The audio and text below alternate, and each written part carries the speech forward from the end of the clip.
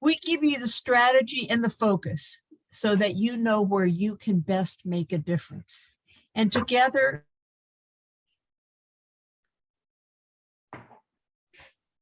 as a group, we are effective and enhance each other's morale. I believe that we are at an inflection point in the history of our democracy and the history of our country. And I believe in what we do tonight and every day between now and November 8th, we are putting ourselves on the right side of history.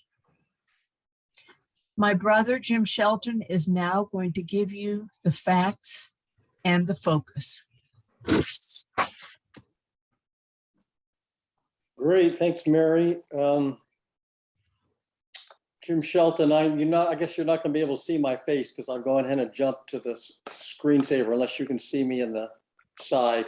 But that's just as well, because the main thing is I want to talk to you, and the best way I can do that is to show slides. I'm a retired epidemiologist, public health person, and that's kind of the way I like to go about things. And I'm going to try to make the case that Mary just made, that we really do work very hard to find the best investments for us and for any of you. And just to give you some sense of it, a number of you know about us, but a number of you don't. A number of you are in North Carolina, and a number of you are not. So my apologies for things that you already know that I may say, but hopefully it'll be coherent. So just in terms, we're all about electing Democrats. We're very focused on that. We don't get into a lot of debates about how we go about what we're doing. It's how we go about it. This is now our 6th cycle of doing this. And I think we've gotten better with every cycle, and we have better relationships than we've had in the past. We look hard for strategic opportunities. Sometimes we say we zig when other people are zagging, and that's a lot of it. Again, we're highly focused. So we have things that we think we know about, and we don't go too far afield from that. We kind of stay in certain lanes, but at the same time, as you'll see later on the list, we're pretty nimble, and we plan to change when we think it's needed. Driven, of course, by evidence of a lot of different kinds, qualitative, quantitative, etc., experiential even. We practice due diligence. So that, for example, we spent a lot of time before we came up with these 2 great organizations that we think will do the great job on behalf of all of us. And again, yes, we're nimble. We expect to change because things change and you have to adapt to that. And part of that is timing, where you are in the election cycle, for example. And even more on the same topic, this is a point Peter was making in the chat earlier. But one of the things about our system is a lot of misproportion, I'll call it. The marquee candidates, everybody knows they get huge support. It's great that they do, but the marginal $1, $10, $1,000 is, we think, better spent often elsewhere. And part of that's because the lion's share goes for television, much of it late when people are very saturated with it and they don't have any place else they can spend the money oftentimes. So we have shifted over time to spending money on what we call infrastructure. For the last year, that was state Democratic parties, and many of you, I think, contributed to that effort. We raised over $1 million for state Democratic parties in 4 states. And I think that's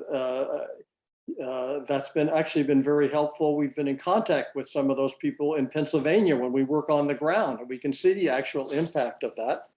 But also there's this important, very important group of grassroots groups that we're talking about today. And when we go for candidates, it's going to be down ballot, and we'll be getting there. And of course, early money is key. It is still early. It's getting later, but it's still early, and money makes a lot of difference. And just to kind of pick up on that same point about the importance of the different parts of our ecosystem, we think you need a good balance between candidates, the party, and the grassroots. And today we're talking about the grassroots, and trying to get some balance is at a very high level, kind of what we're about. All right, so these again are our priority states.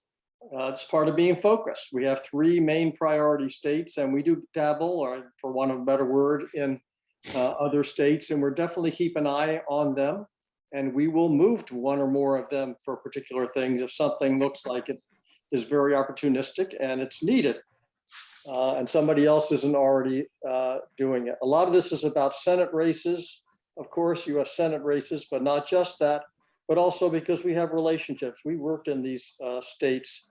I don't want to exaggerate our knowledge, but we definitely have good knowledge of those 3 states. All right, now somebody on the chat was talking about about being discouraged. And I think that let's be honest, we've got some big headwinds, so we have had some big headwinds. Biden's popularity, inflation, and so forth. But I think that the winds are starting to shift. I think we've got some good winds that are blowing our way. And here's one of them. Maybe people have not noticed, but the price of gasoline is actually declining, as are a number of other key commodities. So this is nationwide. It's even less in North Carolina. I think it was $4.52 if I looked at it today, an average in North Carolina. And commodities are not the only thing that are driving inflation. But for example, rents are going to be a pretty important factor. But I think in terms of the rate of inflation, it almost has to begin to start coming down. And people don't like the loss of control. That's a lot of what's going on here. And so of course it's so visible, gasoline, but it's food, and we know the other things. But I think that there's a very good chance that it's going to mitigate significantly between now and the election. I could be wrong. That's my view. Now, another thing to kind of understand, and I've come to understand this I think pretty significantly in my studentship of this art form of elections, which is it's very often the intensity of the reaction or view that's really so important to voting behavior. Most voters, especially the ones that we're interested in influencing, they don't sit down with a calculator or a piece of paper and look at like 12 different issues and weigh them, and et cetera, et cetera. Most of them don't even actually think about issues at all as such. They know what's important to them. But a lot of times it's just 1 or 2 things, and it's more like a heuristic kind of approach to their decision making. And the thing that's helping us is that we now actually have a number of very high intensity issues going our way. Number 1, abortion. Number 2, the January 6th criminal insurrection, which is starting to penetrate. Assault weapons massacres, and one that's it's kind of a bit different, but it's very, very salient to a lot of people. The sort of economic populism kind of argument of the greedy ultra-rich and corporations, which has its validity. And then there's a set of other ones which I don't have in red, but they also are important. And all this adds up to, you can unify this as kind of an extremist ultra MAGA Republican kind of agenda, or even enemy in a sense. And in my canvassing that I do a lot of, even already in this cycle, I'm finding that works. So, this is part of what's the wind blowing our way, in my opinion, perversely. I mean, of course, these are bad things for the most part that have happened. But there's actually some quantitative data. Some of you may have seen part of this poll from NPR and Marist that came out over the weekend and was taken Thursday and Friday, I guess. This issue of intensity has been a problem for us. So 61% of Americans saying that the court decision will make them more likely to vote. Well, okay, I take that, but it probably is, of course, not that much, but it's still significant. But even more so, 51% say they're more likely to vote for a candidate backing Roe restoration, and 36% say they're more likely to vote against a candidate backing Roe restoration. Again, I think those numbers are a lot higher than reality, because people may intend that way, but there'll be some attrition over time, if you will. And I don't believe 30% of people will actually be more likely to vote against a candidate backing Roe than they would have otherwise. But it's definitely very much moving in our direction. And here's something that's actually very helpful also. Fairly regularly, voters are asked what's called the generic ballot, what their congressional preference is. And in this poll, it's a bit more positive than other ones recently, but it does show a significant shift of us ahead by 7%. That may not sound like a lot, but it actually is very, very important. Okay, so now shifting to North Carolina, and many of you may know a lot more than I do about this, but I'll go ahead and take my best shot. This is the obvious things for many people. We have this US Senate seat, which is a possible Democratic pickup. And think how much easier it would be to do things if we had 51 or 52 Democratic seats. We want to keep this veto-proof legislature that North Carolina has, and I think other people will be talking about that. We have a great Democratic governor, but his veto needs to be sustained and sustainable. This great Supreme Court that gave us, gave North Carolina, I should say, relatively fair legislature and US House maps, 4-3, and 2 of our Democrats are up for re-election. So we need to try to keep that. There's Court of Appeals races, actually another 4. US House seats, I'll be coming back to that. And we want to be well prepared for 2024, which is another reason to invest in infrastructure. Okay, and people may not realize that actually North Carolina, which had really record turnout in 2020, the results in 2020 were actually pretty purple, if you will. Biden did a lot better than Hillary did, number one. But as you can see, these 4 straight statewide races actually were won by Democrats. Sherry Beasley came within a hair of winning the state Supreme Court justice race. And all statewide, it was 49.1. So yes, we'll have trouble getting turnout, but we also have demography continuing to work for us in North Carolina as more of our voters move to the state or become of age. All right, now, again, I want to get back to abortion. And there are a number of these maps that people are going to kind of have to get used to looking at least I will, showing, the various status in the various states. And I kind of like this one of the ones that I saw from the Washington Post. And I don't know about why they got Florida as being uncertain. I think it's there's something going on there I don't know about. But basically, as you can see, North Carolina is like in the front line. Somebody from Louisiana, Mississippi, Alabama, Tennessee, that's the closest place they can go. If we lose that, then we got to fall back to Virginia. And, that would not be a good thing. So that's one reason we got to keep this veto-proof legislature. And here he is, the one man who's standing in the way, Governor Cooper. It's his veto that stands in the way because this Republican legislature would pass a very negative abortion bill if they could. Just wanted to show a couple more pictures. This is Ted Budd on the left, Republican, a very hard right. He's a little less profile than some of these other people. For example, it sounds like he's not actually taking a position on abortion as to whether he's opposed to rape and incest and life of the mother. So he's kind of hiding out a little bit, but he's still very hard right, as people in North Carolina know. And then we have our Sherry Beasley that hopefully we can win with. And then our Supreme Court nominees, just to show you their faces.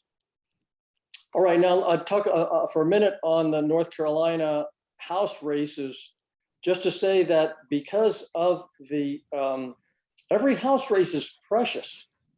Right now, we have a 10 vote majority. If you flip 5 seats, then there's no majority.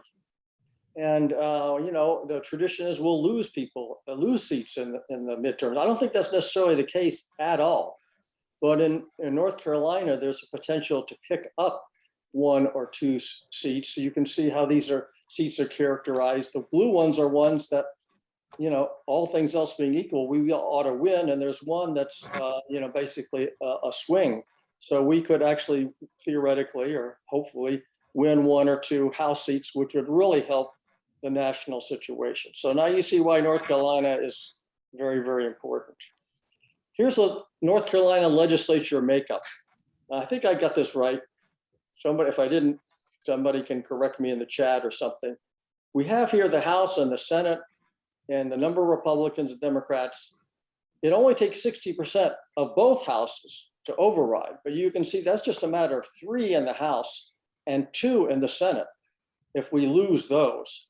So that's why we got to be proactive and go out and win some of these legislature races. Okay, now shifting to grassroots groups. For those of you who are not that familiar with what I call operational grassroots groups as opposed to 31st Street so much, I'll just kind of put all these things down here. These are some of the main things they do. Organizing, voter mobilization, but I want to draw your attention also to this second bullet, which is that in general, these kinds of folks, and it's the case for down home on Siembra very much so, is that they're also involved in more broad sort of community action and policy and what I just call it good works kind of things in their communities. They may take action on a sort of legislative kinds of things or judicial lawsuit kinds of things or demonstrating about things, or it could be just some things like literacy classes or food banks or things like that. Anyway, and that's a great thing that they do that, because we want the world to be a better place, right? And we want them to be doing, but it also gives them great currency when it comes time to talking about elections, because they have a lot of legitimacy. They're there, and what they say reaches people. They also have this long-term presence and connection, which is a lot to it. But here's the other point: is that instead, these races that go on in an election are so isolated, and you can try to contribute to one or the other and so forth, or a slate or something like that. But when you support infrastructure like this, you're getting support up and down the ballot. And for something like these judicial races where it's hard to move the needle, we really think that this is the best way to go about promoting that. Okay, so why right now? Why are we doing it now? Because it takes some time. We don't have that much time left. And the things that it takes time to do is for them to hire,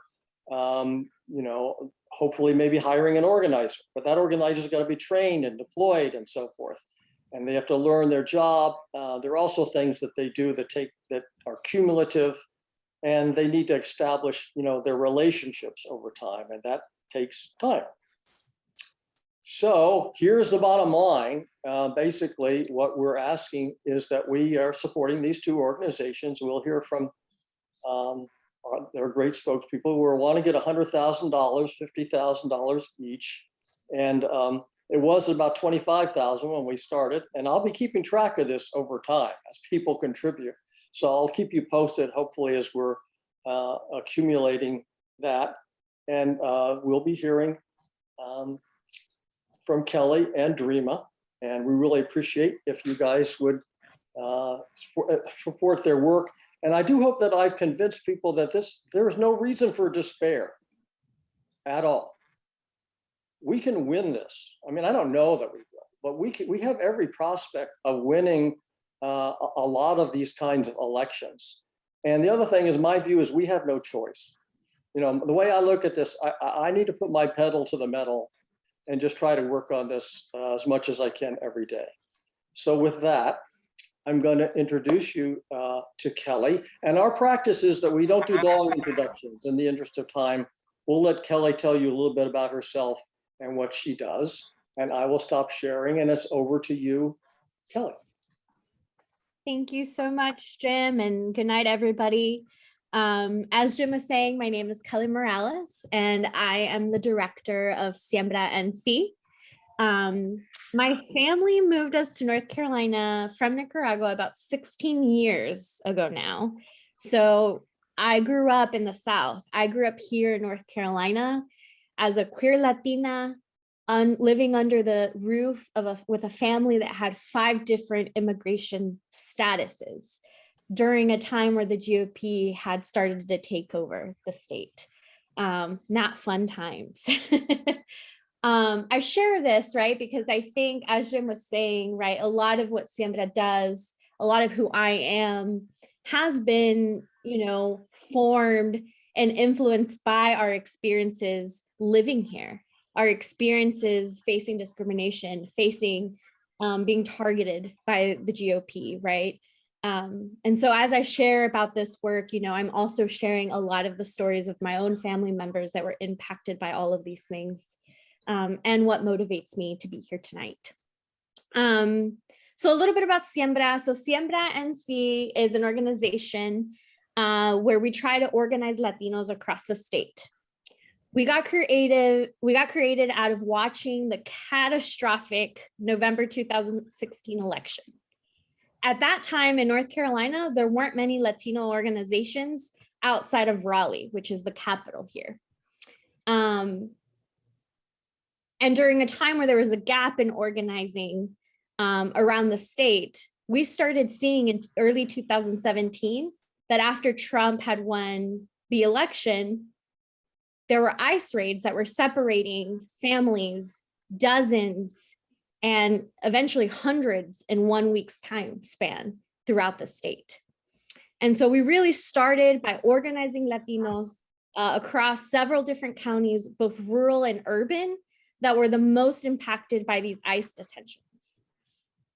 By 2018, a year in organizing, we had already been able to successfully organize hundreds of members across the state that were participating in our community defense program. So there were door knocking, sharing information about Know Your Rights, and showing up and being active in our issue-based campaigns on the ground. And quickly, what started as ICE detention campaigns quickly also turned into other campaigns like wage theft, fighting worker discrimination, fighting housing discrimination. Because as you might know, us Latinos are impacted by immigration, of course, but there are dozens and dozens of other policies that directly impact us as Latinos, that directly impact us as working class families in North Carolina. And so we really became much more than just fighting, ICE raids and just working on issue-based campaigns around immigration. By 2019, however, we quickly learned the lesson that issue-based campaigns alone were not going to be enough to make a change here in North Carolina. We had seen many wins by 2019, 3 years in organizing. We knew that we had won in certain counties. We had been successful in restricting local law enforcement collaboration with ICE. We had won thousands of dollars of stolen wages and given them back to workers. But we also were witnessing how one election after the next would undo the work of the people that we were doing on the ground. You see, in 2018, one of the most far right-wing sheriffs, Terry Johnson, won his race in Alamance County. And he quickly started turning Alamance Jail as the only immigration processing center in the state. There was literally a press leak, and Dreama's on this call, who's from Alamance County, so she can attest. There's literally a press leak where he was quoted talking to his deputies saying, "Let's get these taco eaters." And he was referring to Latinos in Alamance County. While we were watching how this election had devastatedly stopped the progress we were doing in Alamance County, we also watched how that same year in 2018, in 8 of the largest counties in the state, the most progressive Democrat sheriffs had actually been able to win their races. And many of them actually proceeded to kick ICE out of the jails after winning. I share all of this because this is the story of Siembra, but it's also the story of how we became deeply committed to getting Latinos to the ballot box. We know that if we want wage theft to end, that if we want families to stop being separated by ICE, and if we want these hurtful policies by the GOP to stop targeting us, we know that in order to have this life of dignity in North Carolina, we have to get more progressive Democrats into office. And so that started our commitment into electoral work. And by 2019, we had run our first electoral program. We knocked hundreds of doors in Durham, and we won the largest housing bond in the state's history, winning over $95 million in housing bond. And while we were turning out Latinos in this nonpartisan program that we ran, we were able to win this. But we also saw how the first Latina got elected into city council. And we also saw how more progressive candidates were elected in the city council. And so for us, this kind of sealed the deal in terms of how we were going to be showing up and showing our gente up to the ballot box. And so by 2020, we joined partners like Down Home, who you'll get to hear from shortly, to get the first Latino elected into the state legislature. His name is Ricky Hurtado, and he represents us in Alamance County, the same county with Terry Johnson. And in 2020, of course, we were able to pitch in to get Trump out. And we came very, very close, as Jim was saying, in terms of getting the Biden Latinos to go vote for Biden in North Carolina. By doing all this, we actually ran the largest Latino field program in the state's history. We were able to knock over 33,000 doors in our state and have Latino vote at a historic moment. And we know that we're not done. And we know that this year, as we continue to process the horrific decisions that the US Supreme Court has made in the last few weeks, and honestly, as we here locally are fighting to get Cooper to veto a really racist bill that the GOP is trying to pass that would force all local law enforcement to work with ICE in North Carolina. That's literally happening today in the state legislature. As this is happening, we know that we're up for the task this year. And we are willing to put in the work and go door by door and make sure that Latinos know that we need to defend the governor's veto. And it's the only thing that stops us from becoming Texas. And so we're planning to actually talk to 50,000 Latinos. We're planning to talk to 50,000 Latinos in our state to be able to get them to the ballot box. And the reason why we picked this, right, is because we know that each year there are 50,000 Latinos that turn 18 and become eligible to vote. And we know that those votes can impact the victory of margin in these races. And so as I'm on the call tonight, we literally have organizers on the ground tonight in Guilford, Alamance, Randolph, Wake, and other counties registering Latinos to vote tonight. And next up, with your support, we plan to be able to expand this to actually get Latinos to the ballot box for Justice Sherry Beasley and to preserve the governor's veto, because we know that we can do this, and we know that we all have to pitch in and do the work this year. And so thank you so much for being here tonight and for supporting both Down Home and Siembra.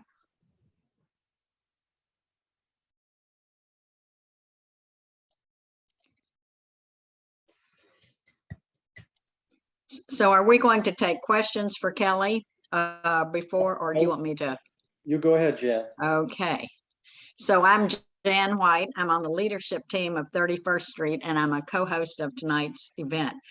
First, I just want to thank Kelly of Siembra for her energizing, inspiring remarks. Really, really perfect for the moment. And Kelly, I want to thank you and give all the support I can to your work keeping North Carolina from becoming Texas. That's really a nightmare, and it's one that we can prevent. And after my remarks, we're going to hear from Dreama Caldwell of Down Home, North Carolina. Now, I have also spoken to Dreama, and she is also going to be inspirational. So you have her remarks that you can look forward to. So in early 2017, I was one of the approximately 30 members who first gathered in Lisa Herrick's living room on 31st Street to start 31st Street Swing Left.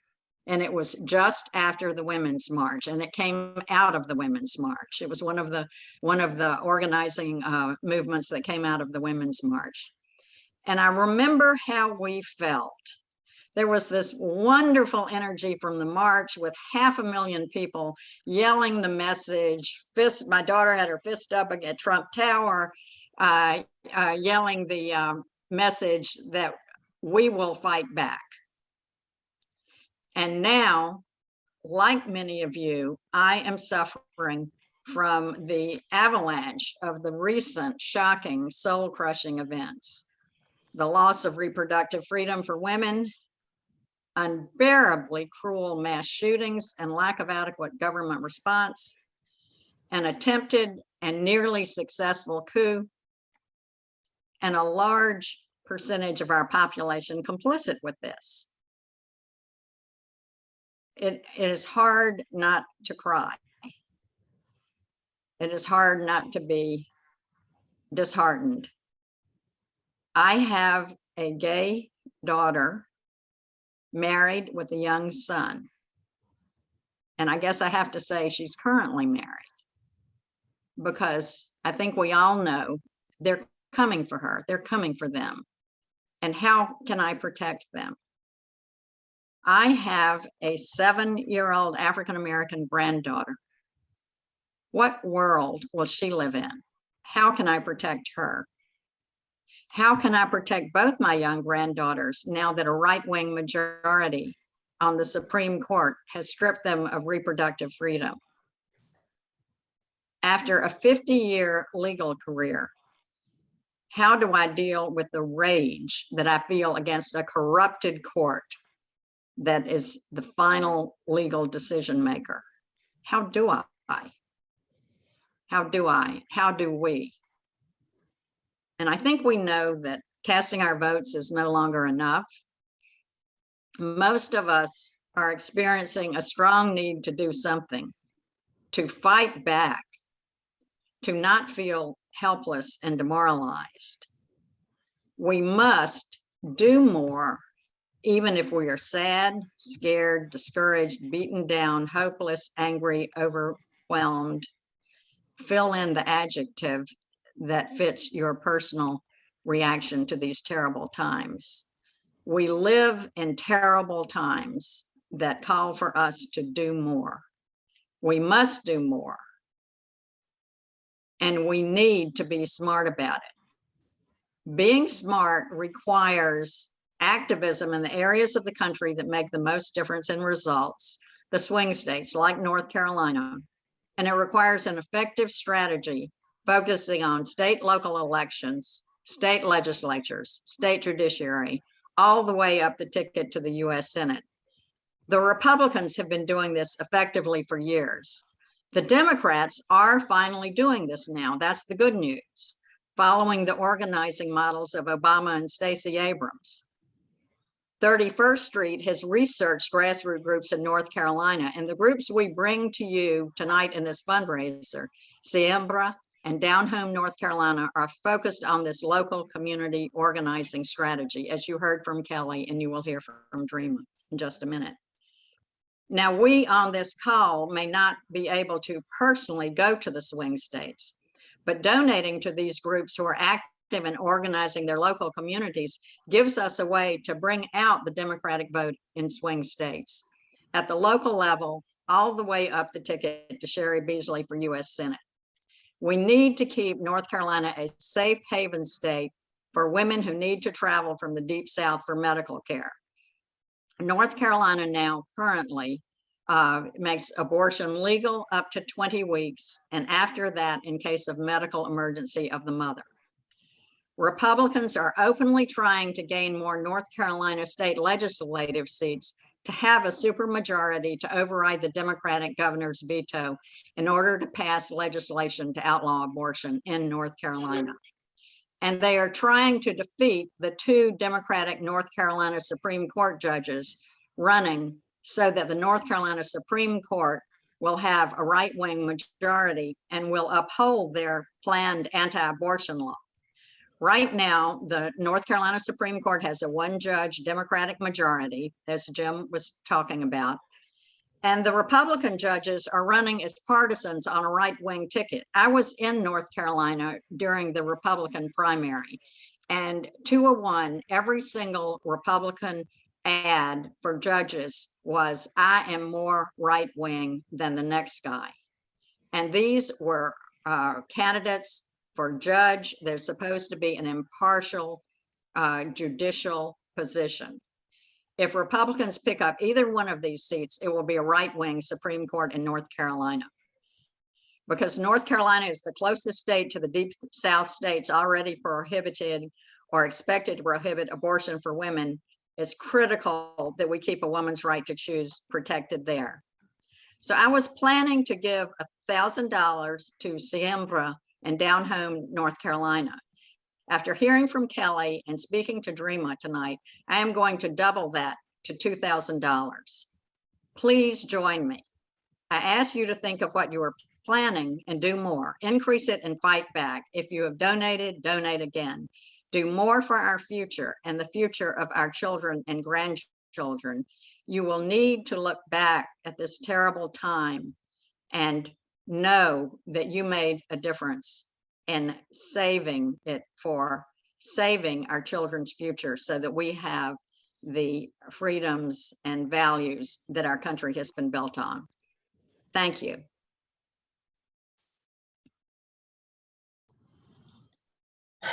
Thank you, Jan. It's now my privilege and my honor to introduce Dreama. And just like with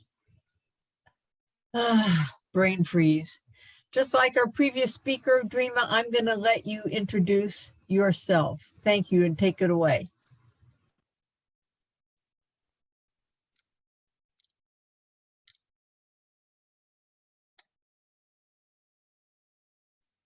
Good evening, y'all. I'm Dreama Caldwell, co-director of Down Home, North Carolina. Down Home is actually my political home. It is where I was politicized.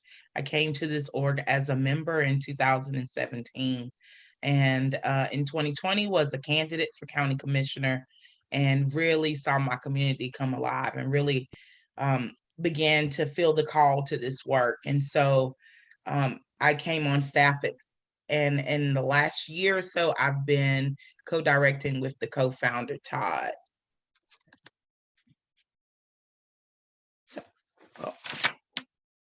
So Down Home is a statewide organization that builds power, multiracial power with poor and working class people in rural North Carolina.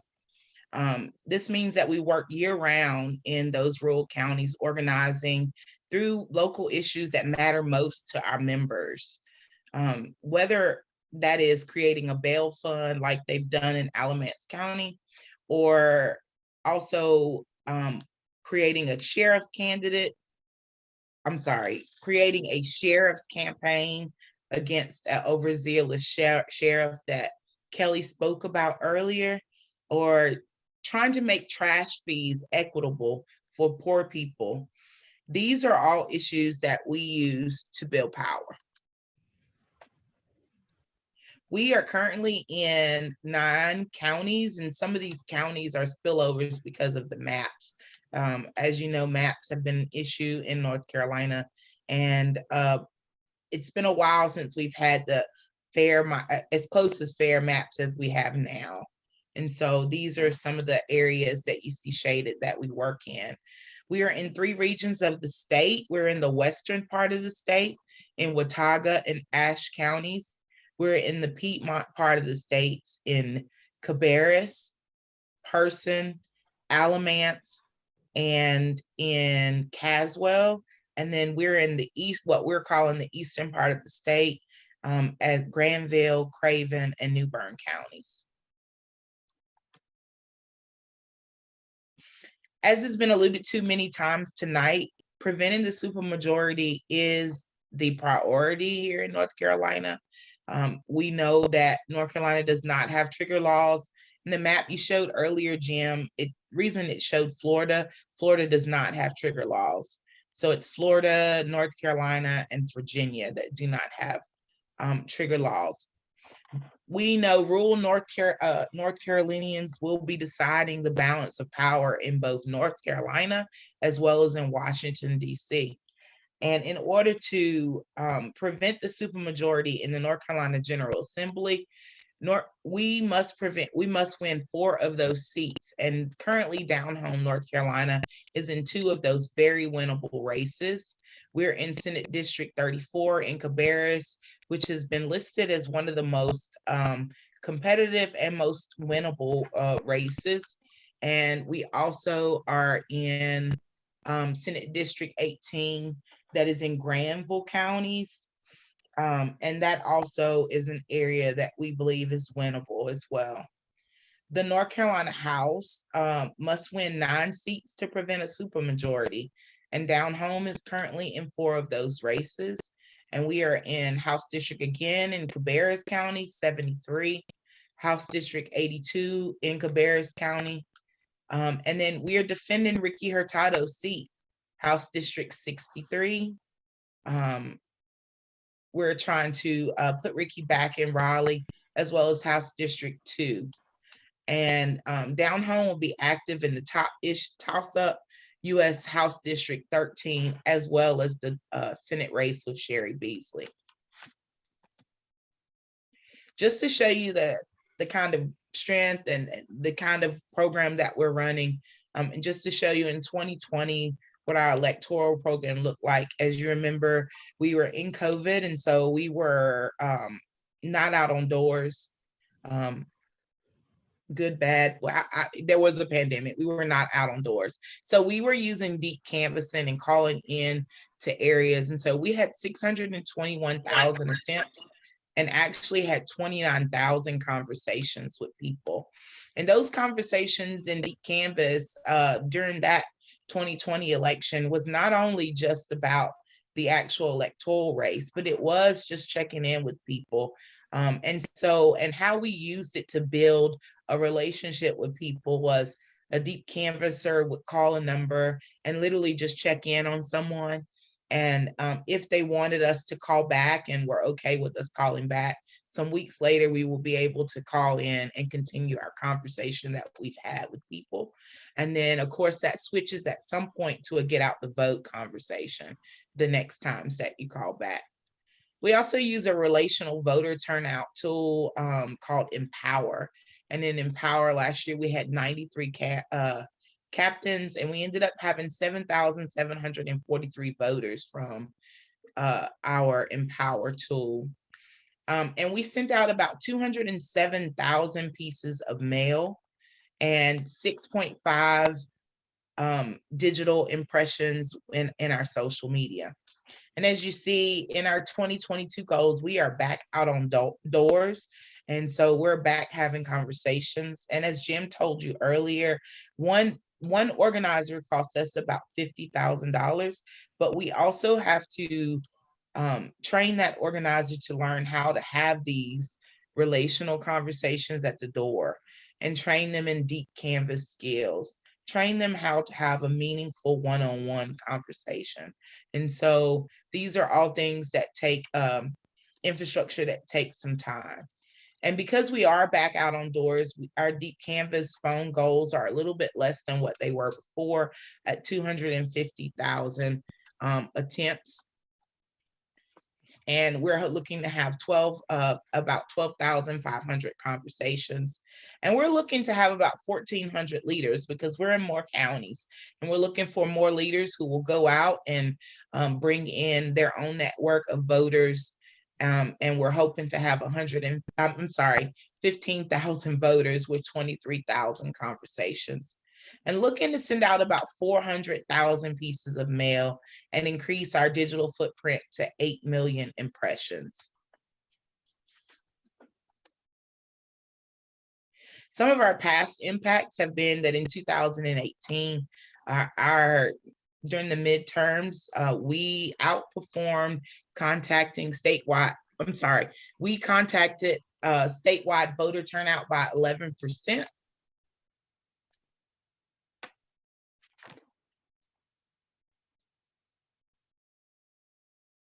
sorry, y'all, I have rural internet and I get messages that it freezes. So in 2020, we had 74 to 80% of voters in our relational voter turnout program actually showed up to vote, and many showed up for the first time ever.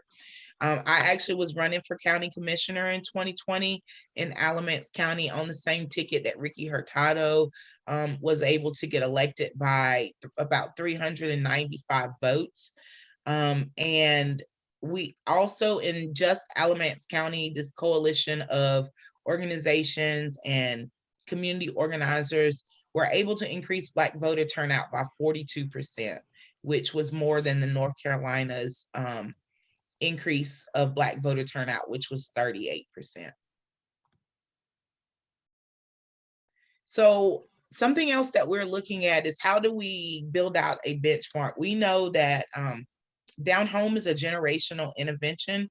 We are not an organization that comes in during the election and then leaves and comes back at the next election. When we enter into a county, we stay with that county and we continue. And during off cycle, we work on leadership development of our members and making sure that they're able to go out in their community to really build power and to build a bigger we, which is what I think all of our goal is. And so we started this year our training program of rural leaders, and it is a fellowship program. And Liz Cagle was the consultant that helped us build this program, who was our state AV table director last year. Shortly after I came in to position in leadership, one of the things that I noticed is that there's very little opportunities for the people who are the most closest to the problems to really lead us in this movement. And so I began to wonder, how do we bring in people, and we know that it's necessary that they have certain skills, and that working class people just have not had that opportunity. And so my co-director began to talk to me about fellowships, and I really thought that won't work because working class people can't afford to work for stipends. And so I was like, yeah, fellowship won't work. And then he said, what if we paid them an organizing salary? And what if we gave them benefits as if they were an employee just to learn? And so we built this program, and that's exactly what we've done. We've got about 8 people in it, and it is a very diverse cohort of people, starting in age from 25 all the way up to our oldest fellow who's 72 years old. And so we have people in counties where we currently organize in, but then we also have places where we are not organizing in, and we have fellows there. And part of what they're doing is they're able to use their skills that they're learning to continue to have one-on-ones and to be able to work on building proto chapters in the areas where they are. And our program will end in December, and we hope to end with a job fair that will include all of our partners all across the state who may be looking for employment from people. And we see this as not just a program that is an intervention this is not just a help for down home, but this truly is a program that will help North Carolina and help us move us forward. Here is our directing team, myself and Todd is our co-founder, as well as Gwen is our communications director. We also have a field director, Vicente, and we have, for the first time ever, a brand new organizing director. And just very quickly, I just wanted to show you our organizational chart. We have grown to scale. We begin to scale because we know there's 80 counties that are rural in North Carolina. There is no pathway to victory without those rural counties. However, many of these rural counties, because of the turf, because of finding and people to go and work there, people are just are not there organizing yet. And so this is I know this is probably a C4 call, but this is our C3, how our C3 breaks down with our regional managers, as well as our organizers, and then our members. And then this is our C4 who does elections work. It is our field team, and under our field team also lives our deep canvas. We do deep canvas full time. We have a deep canvas team that has deep canvas leads. We train people all across the country in the skill of deep canvassing. Anyone interested, every Wednesday, we have a deep canvas training where we train people to be able to make calls and that are out, make calls. And currently right now, we've been fighting for Medicaid expansion in our state. That's our hot topic issue right now. And then this is what our poll protection looks like. Literally in Graham, Kelly's talked to you a little bit about Alamance County. In 2020, voters were pepper sprayed at a march to the polls. And so we also have issues in some of our towns where what is called flagging, where people with Confederate flags will come and stand outside during election or stand across to intimidate people. And so poll protection is a big part of what we do. And so providing snacks, providing drinks, providing a friendly face, especially in precincts where it's not so friendly at, and making sure people know where they can call if there's an issue with voting. And so poll protection is a very important part of our work as well. And then just the other things, our main issues, other things that we're working on is Medicaid expansion that I talked about. 600,000 people are in the Medicaid gap. And then we also have a school board strategist that is working, because the far right is using school boards now to come into gain power. And so we are teaching parents how to push back. We're teaching parents how to organize. We're having events. We're talking about book bannings. We're trying to keep the school board races about school board issues and not about the hot talking points that the right like to use. And so working with parents to know how to make those public comments, how to have forums, and how to question candidates is all a part of the work that we're doing. And just my last thing is that early money means everything, because organizing cannot be microwaved. It takes time. It takes time to build relationships. It takes time to train people. And so I thank you. Thank you, Jim and Mary, for this offer. And I thank you all who are donating to North Carolina, to Kelly and I, and just to North Carolina, and really for the good of all of us across the country. Thank you.